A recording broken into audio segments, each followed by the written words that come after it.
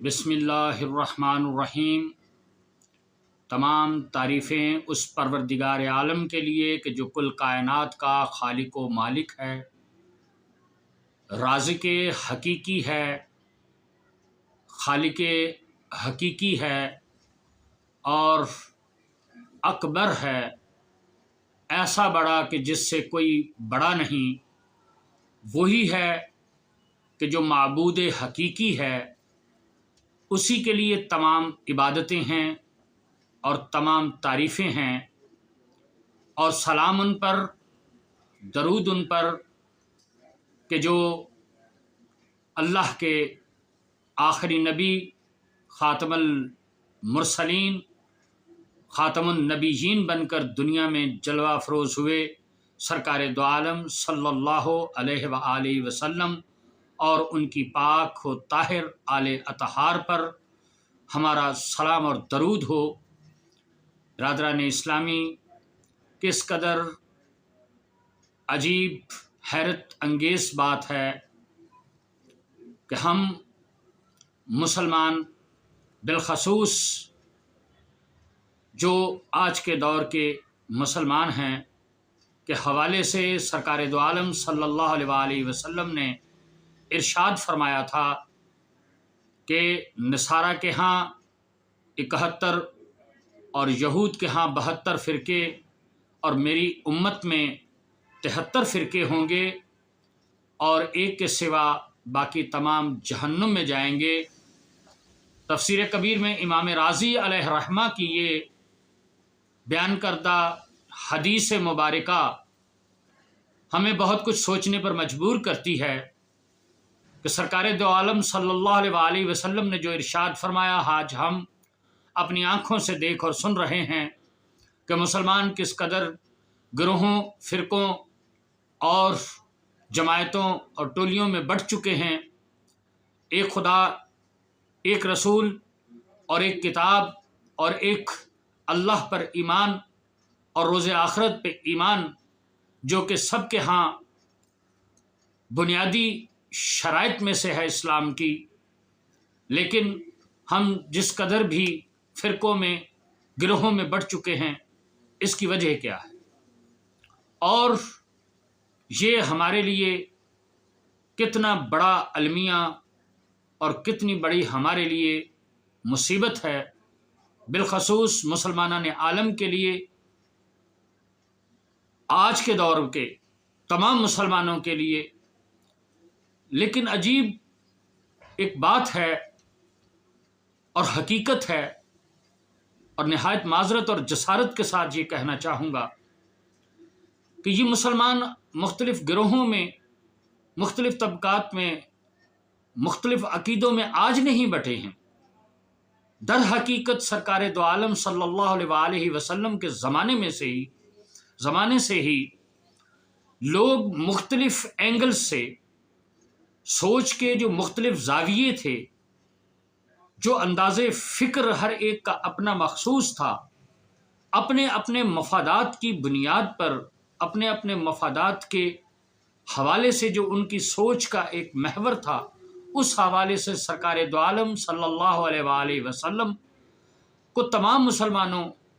کے نزدیک ایک جیسا مقام اور مرتبہ حاصل نہ تھا۔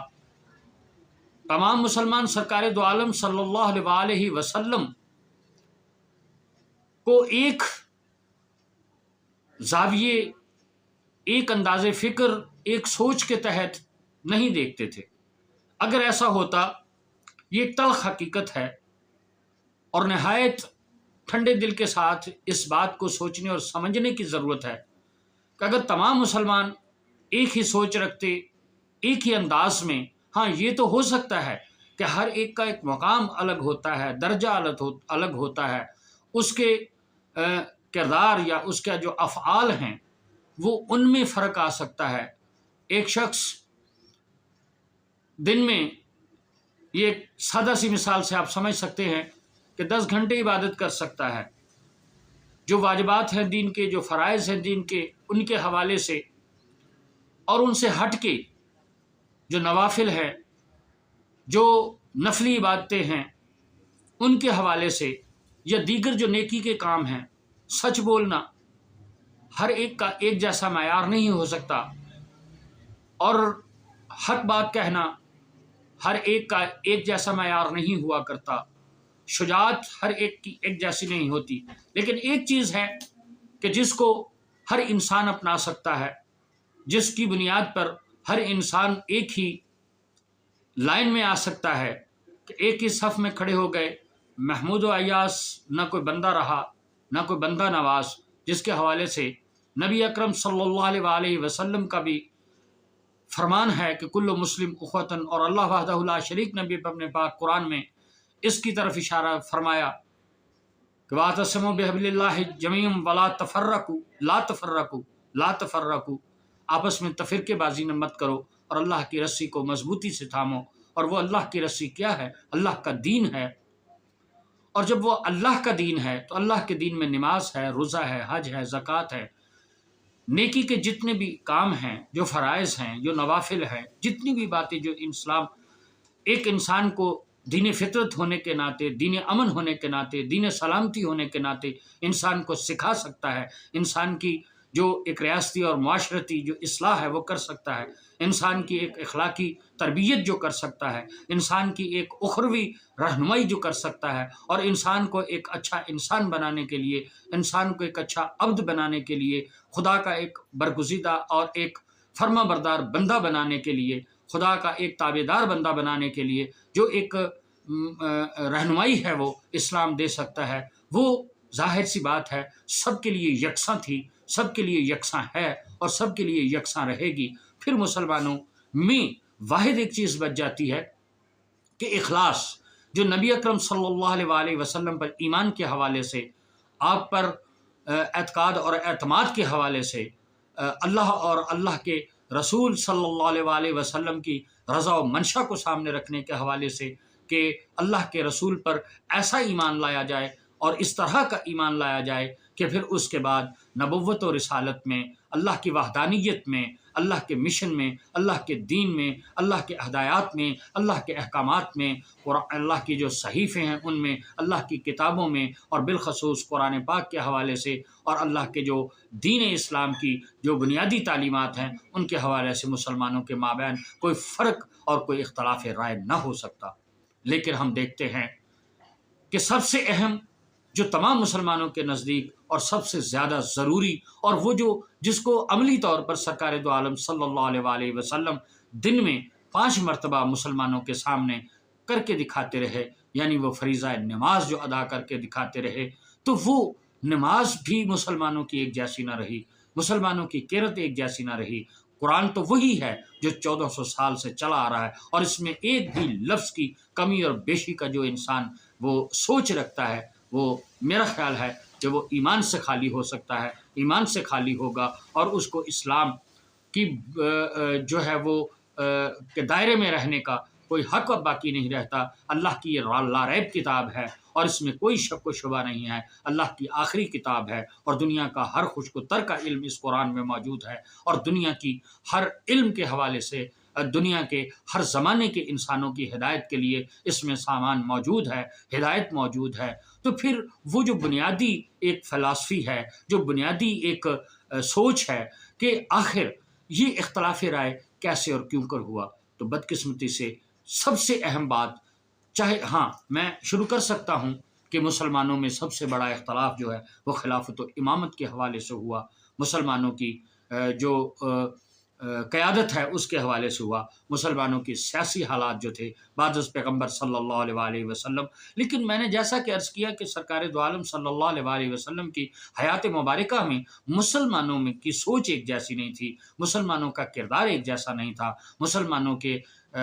جو وہ ان کا سوچ کا ایک معیار تھا، اور دین اسلام کو قبول کرنے کا جو معیار تھا وہ ایک جیسا نہیں تھا۔ اگر ایسا ہوتا تو کبھی بھی نہ یہ بات سامنے آتی کہ یہ جو آپ کے سامنے وَمِنَ النَّاسِ مَن يَقُولُ آمَنَّا بِاللَّهِ ہے کہ یہ لوگ کہتے ہیں، لوگوں میں سے کچھ لوگ کہتے ہیں کہ ہم اللہ پر بھی ایمان لائے، اللہ کے رسول پر بھی ایمان لے کے آئے، اور روز آخرت پر بھی ایمان لے کے آئے، لیکن یہ مومنین نہیں ہیں۔ تو برادران اسلامی، مطلب صرف یہ کہنے کا ہے کہ جو سورہ منافقون قرآن شریف میں نازل ہوتی ہے تو وہ ظاہر ہے اگر سب لوگ مسلمانوں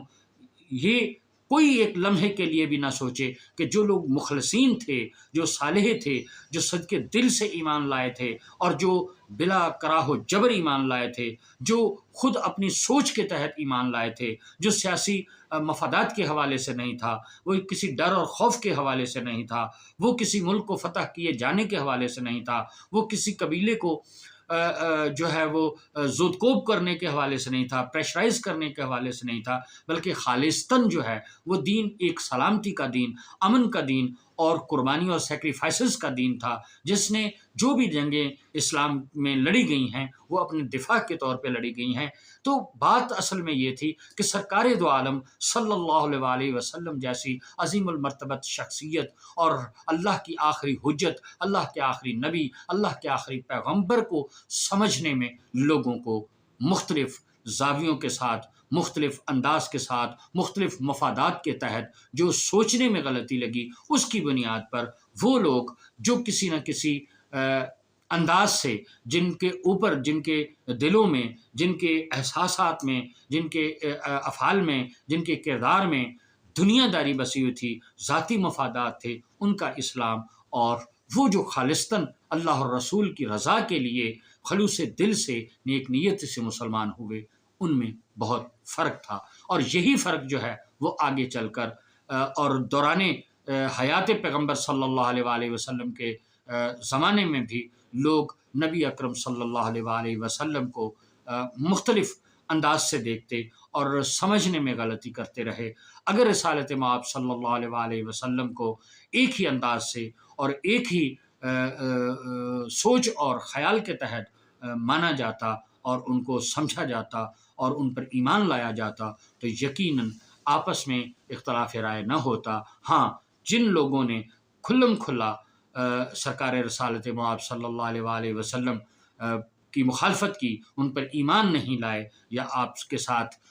جو جنگوں میں شریک رہے، یعنی جو مشرکین مکہ تھے یا مشرکین دنیا تھے یا جو لوگ اللہ کو ہی نہیں مانتے تھے، بت پرست تھے اور اپنے جھوٹے معبودوں کو چھوڑنا نہیں چاہتے تھے اور جنہوں کے دلوں میں کے اوپر کفر اور شرک کے تالے لگے ہوئے تھے، یا نبی اکرم صلی اللہ علیہ وآلہ وسلم کو کسی نہ کسی حوالے سے وہ نہیں مانتے تھے، ان پر ایمان نہیں لائے، یعنی جو کفار تھے، تو کفار اور مشرکین جو تھے ان سے ہٹ کے جو مسلمانوں کا گروہ تھا، اس میں بھی ہم دیکھتے ہیں کہ مسلمانوں میں ایک ایسا گروہ یا ایسے چند لوگ شامل ہو گئے تھے کہ جن کو اللہ اور اس کے رسول نے قرآن و حدیث کے مطابق سورہ منافقون جس کی مثال ہے کہ لوگوں میں ایسے لوگ بھی شامل ہو گئے تھے جو حضور پر ایمان لانے والے تھے بظاہر جو لوگ، لیکن اندر سے ان کا جو دل تھا وہ خلوص نہیں تھا، اس میں وہ صفائی نہیں تھی اس میں، اور وہ محبتیں اور جو ہے وہ اللہ اور رسول کی جو رضا اور خوشی اور منشا ہے اس کے تحت ایمان نہیں لائے تھے۔ گویا کہ وہ دنیا داری کے مفادات، ذاتی مفادات کے حوالے سے، مصلحت کی بنیاد پر یا سیاسی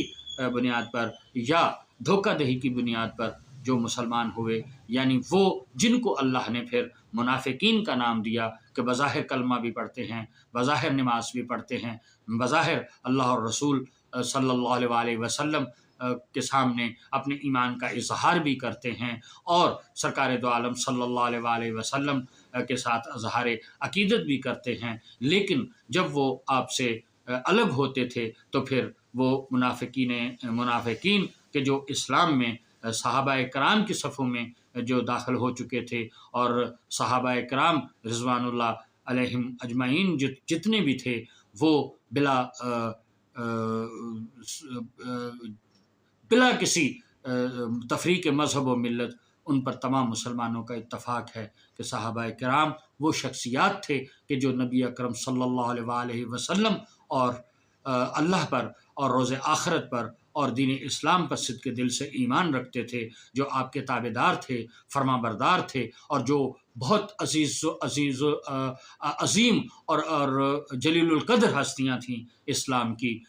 کے ہیروز تھے، اسلام کو سمجھنے والے تھے اور عاشقانے رسول مقبول صلی اللہ علیہ وآلہ وسلم تھے، جنہوں نے جان و مال کے حوالے سے دین اسلام کے حوالے سے نبی اکرم صلی اللہ علیہ وسلم کے حوالے سے بے شمار قربانیاں پیش کیں اور دین اسلام کی صدق دل سے خدمت کی، وہ لوگ ایسے جو تھے وہ ان پر کوئی شک و شبہ نہیں ہے، اور بے شک اللہ وحدہ لا شریک جانتے ہیں کہ وہ لوگ عظیم المرتبت شخصیات تھے، اور جس کے لیے کسی عالم کا، کسی مفکر کا، کسی دانشور کا، کسی اہل اسلام کی برگزیدہ شخصیت کا یہ قول ہے کہ آج کے 90 کروڑ یا 1 ارب سے زائد مسلمان مل کر بھی کسی ایک صحابی کے برابر نہیں ہو سکتے، اس سے بڑا صحابی کا مقام کیا ہو سکتا ہے۔ لیکن وہ جو منافقین تھے کہ جو صدق دل سے ایمان نہیں لائے تھے، جو ظاہری طور پر ایمان لائے تھے، اور وہ دشمنان اسلام تھے حقیقت میں، ان کی وجہ سے ہی ایسا کچھ ہوا کہ مسلمان اس زمانے میں بھی نبی اکرم صلی اللہ علیہ وسلم کے حوالے سے لوگوں کے دلوں میں شکوک و شبہات، اور دین اسلام کے حوالے سے لوگوں کے دلوں میں وہم اور شکوک و شبہات پیدا کرتے رہتے تھے۔ تو ایسے ہی لوگوں کی وجہ سے اس زمانے میں بھی مسلمانوں کے مابین دراصل 2 گروہ تھے، جو ایک خالصتاً اللہ اور رسول پر ایمان رکھنے والے لوگ تھے، صدق کے دل سے ایمان لائے تھے، اور دوسرے وہ جو کسی مصلحت کی بنیاد پر، کسی ذاتی غرض اور لالچ کی بنیاد پر، کسی ڈر اور خوف کی بنیاد پر، کسی سیاسی عزم کی بنیاد پر جو دین اسلام میں داخل ہوئے تھے، وہ لوگ الگ لوگ تھے۔ تو یہ 2 گروہ جو ہیں، انہی 2 گروہوں کا یہ نتیجہ ہے۔ پہلا ایک تو یہ سبب میں آپ کی خدمت میں عرض کرتا چلوں، اور دوسری بات کہ ظاہر سی بات ہے، جیسے میں نے کہا کہ ہر انسان فطرتاً ایک جیسا شجاع نہیں ہو سکتا۔ یقیناً اس کے لیے انسان کے اندر جو ہے وہ جتنا زیادہ ایمان ہوگا، جتنا اس کا اللہ اور رسول پر اور روز قیامت پر،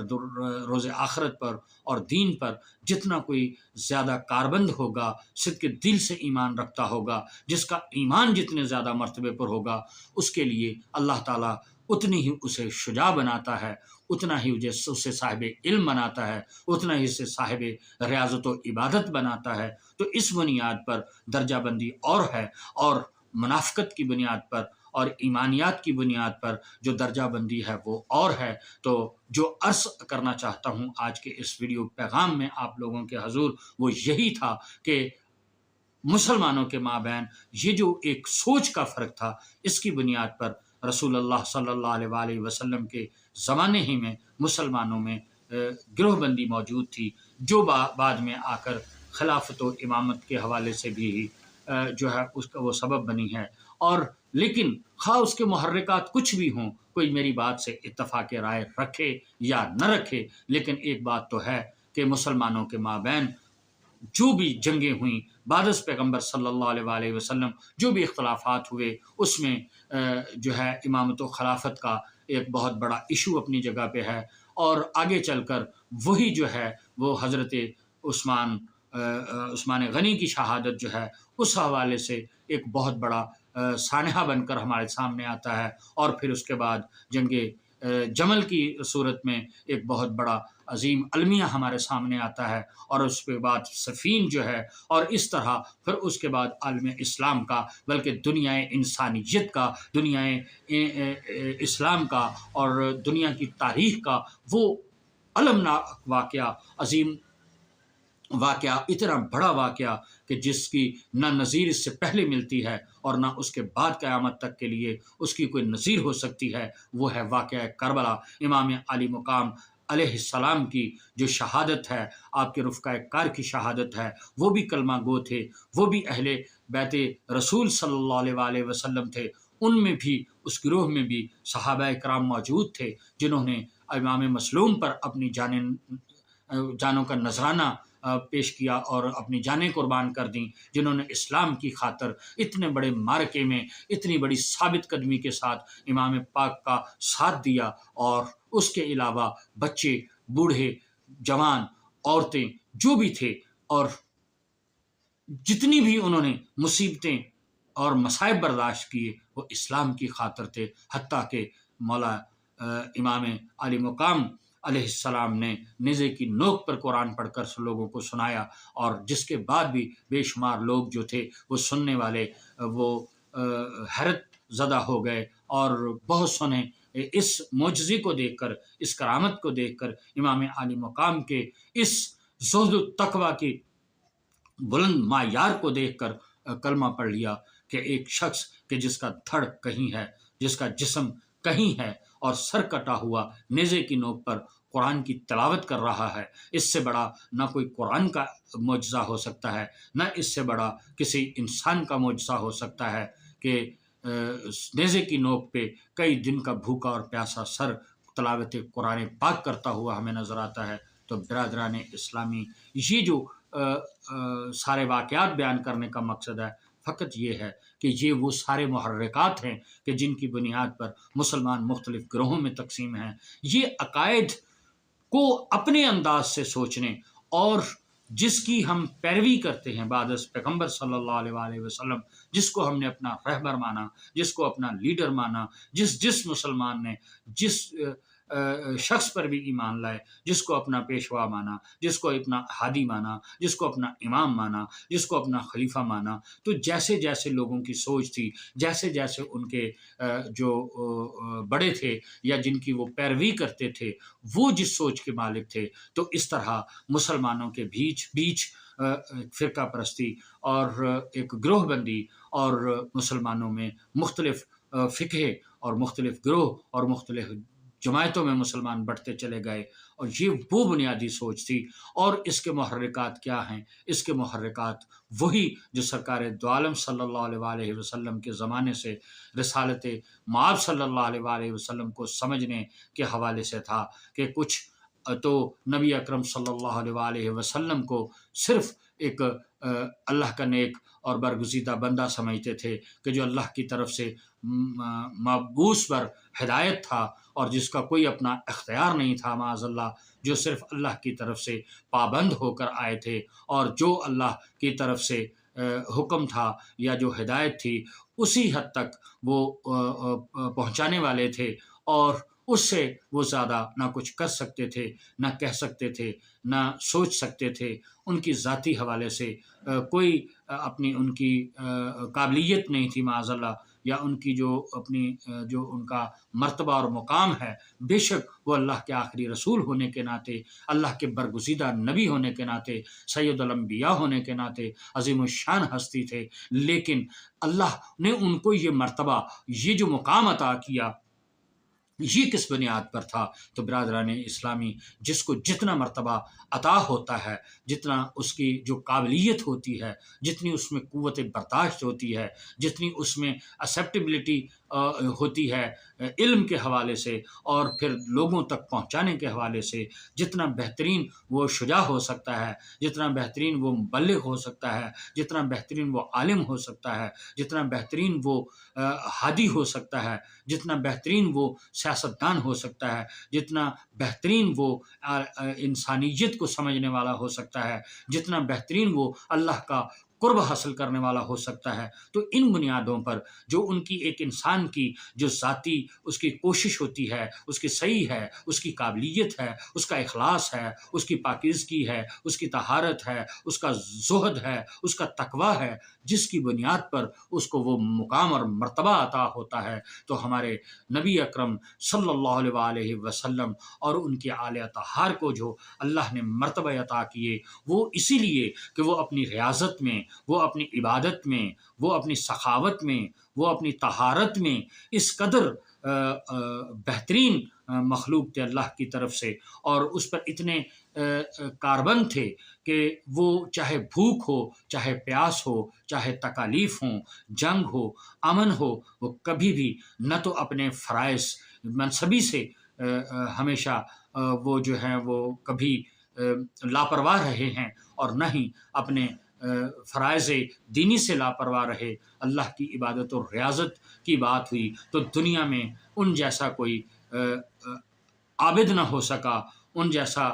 کوئی سخی نہ ہو سکا، ان جیسا کوئی عالم نہ ہو سکا، ان جیسا کوئی پاک و طاہر نہ ہو سکا، جس کی گواہی قرآن میں اللہ بھی اسی بنیاد پر دیتا ہے کہ اے اہل بیت رسول صلی اللہ علیہ وآلہ وسلم، اللہ کا ارادہ ہے، اللہ کی منشا ہے کہ آپ کو مقام طہارت کے اس منصب پہ پہنچا دیا جائے کہ پھر کوئی رجس آپ کے نزدیک آ ہی نہ سکے، اور کسی رجس کی یہ نہ ہو آپ کے تقوی کی بنیاد پر، آپ کی کوشش کی بنیاد پر، آپ کی طہارت کی بنیاد پر کہ کوئی رجس آپ کے قریب آئے۔ تو ہمارا سلام ہو ان